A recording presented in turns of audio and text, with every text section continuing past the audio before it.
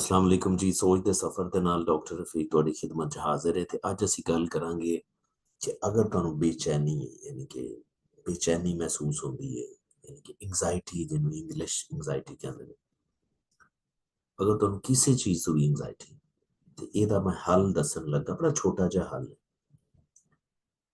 और कम अज़ कम तुसीं उस मौके दे उत्ते तुसीं एंग्जायटी नूं मैनेज कर सकदे जे। नहीं, ये कोई पूरा हल नहीं मैं दस रहा, एक चीज़ ज़हन 'ਚ रखना। लेकिन ये कि ਜਦੋਂ ਤੁਸੀਂ ਬੇਚੈਨ ਹੋਵੋਗੇ ਜਾਂ ਤੁਹਾਨੂੰ ਐਂਗਜ਼ਾਇਟੀ ਦਾ ਦੌਰਾ ਪੈ ਜਾਂਦਾ ਹੈ ਤੇ ਉਸ ਟਾਈਮ ਇਹ ਛੋਟੀ ਜਿਹੀ ਟੈਕਨੀਕ ਤੁਸੀਂ ਇਸਤੇਮਾਲ ਕਰਨੀ ਹੈ ਔਰ ਉਹਦੇ ਵਿੱਚ 5 ਚੀਜ਼ਾਂ ਤੁਸੀਂ ਕਰਨੀਆਂ। ਛੋਟੀ ਜਿਹੀ ਟੈਕਨੀਕ, ਜਦੋਂ ਵੀ ਤੁਹਾਨੂੰ ਬੇਚੈਨੀ ਫੀਲ ਹੋ ਰਹੀ, ਜਦੋਂ 5 ਚੀਜ਼ਾਂ ਕਰਨੀਆਂ ਤੁਸੀਂ, ਇਹ ਜ਼ਰਾ ਨੋਟ ਕਰ ਲਓ। ਪਹਿਲੀ ਚੀਜ਼ ਤੁਸੀਂ ਕੀ ਕਰਨੀ ਹੈ ਕਿ ਜਿੱਥੇ ਵੀ ਤੁਹਾਨੂੰ ਬੈਠੇ ਐਂਗਜ਼ਾਇਟੀ ਹੋ ਰਹੀ, ਖੜਿਆਂ ਹੋ ਰਹੀ ਤਾਂ ਬਹਿ ਜਾਓ, ਬਹਿ ਕੇ ਕੰਮ ਕਰ ਤੇ ਔਰ 5 ਕੰਮ ਕਰਨੇ।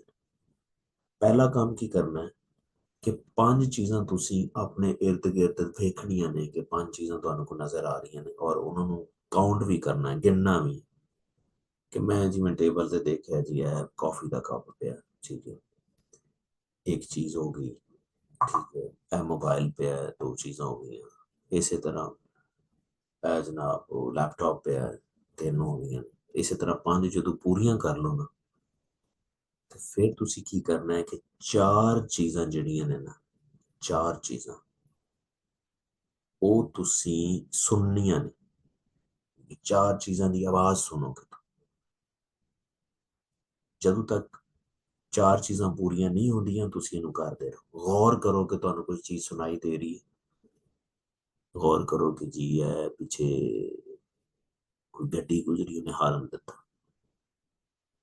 ਸ਼ਾਇਦ ਕੋਈ ਹਮਸਾਏ 'ਚ ਬੱਚਾ ਰੋ ਰਿਹਾ। 2 ਹਾਂ, ਕਿਸੇ ਨੇ ਬੈਲ ਦਿੱਤੀ। 5 ਚੀਜ਼ਾਂ ਵੇਖਣ ਤੋਂ ਬਾਅਦ 4 ਚੀਜ਼ਾਂ ਸੁਣਨੀਆਂ ਨੇ ਤੁਸੀਂ। ਜਦੋਂ 4 ਚੀਜ਼ਾਂ ਸੁਣ ਲਓ, ਅੱਗੇ 3 ਚੀਜ਼ਾਂ ਤੁਸੀਂ ਕਰਨੀਆਂ। 3 ਕੀ ਕਰਨੀਆਂ ਨੇ ਕਿ 3 ਚੀਜ਼ਾਂ ਨੂੰ ਤੁਸੀਂ ਟੱਚ ਕਰਨਾ ਹੈ, ਠੀਕ ਹੈ, ਲਿਟਰਲੀ ਟੱਚ ਕਰਨਾ ਹੈ ਕਿ ਜੀ ਇਹ ਟੇਬਲ ਇੱਕ, ਠੀਕ ਹੈ, ਆਪਣੇ ਆਪ ਨੂੰ ਟੱਚ ਕਰ ਲਿਆ, ਠੀਕ ਹੈ, ਤੁਸੀਂ ਜੀ ਨਾਲ ਕੋਈ ਪਈ ਹੋਈ ਚੀਜ਼ ਨੂੰ ਟੱਚ ਕਰ ਲਿਆ। 3 ਚੀਜ਼ਾਂ ਨੂੰ ਜੇ ਤੁਸੀਂ ਟੱਚ ਕਰ ਲਓ ਨਾ, ਨਾਲ ਕਾਊਂਟ ਵੀ ਕਰਨਾ ਹੈ, 1 2 3 ਹੋ ਗਈਆਂ ਨੇ। ਫਿਰ ਅੱਗੇ ਕੀ ਕਰਨਾ ਕਿ 2 ਚੀਜ਼ਾਂ ਨੂੰ ਤੁਸੀਂ ਸੁੰਘਣਾ। ਕੋਈ ਵੀ ਚੀਜ਼ ਦੇਖੋ, ਖਾਣੇ ਦੀ ਖੁਸ਼ਬੂ ਆ ਰਹੀ, ਠੀਕ ਹੈ, कोई परफ्यूम की खुशबू आ रही, 2 हो गई। और आखिरी काम की करना है कि एक चीज में तुसी टेस्ट करना है। देखो कोई टेस्ट वाली चीज है इर्द गिर्द, कॉफी पई है, अच्छा है, लो जी, ਇਹ ਜਦੋਂ ਤੁਸੀਂ ਕਹੋਗੇ ਨਾ, ਬਿਲੀਵ ਮੀ ਤੁਹਾਨੂੰ ਸਕੂਨ ਫੀਲ ਕਰੋਗੇ ਤੁਸੀਂ।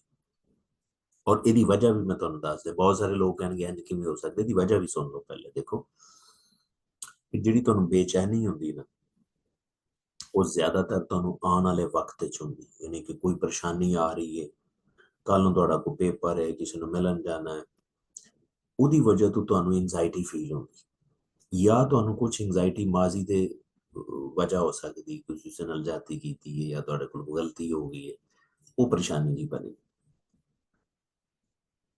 ਤੁਹਾਨੂੰ ਜਿਹੜੀ ਪਰੇਸ਼ਾਨੀ ਹੈ ਜਾਂ ਮਾਜ਼ੀ ਦੇ ਸਕਦਾ ਹੈ ਜਾਂ ਫਿਊਚਰ ਦੇ ਸਕਦਾ। ਤੇ ਅਗਰ ਤੁਸੀਂ ਆਪਣੇ ਆਪ ਨੂੰ ਲਮਹਾ ਹਾਲ ਦੇ ਵਿੱਚ ਲੈ ਆਓ ਤੇ ਤੁਹਾਡੀ ਪਰੇਸ਼ਾਨੀ ਖਤਮ ਹੋ ਜਾਏਗੀ।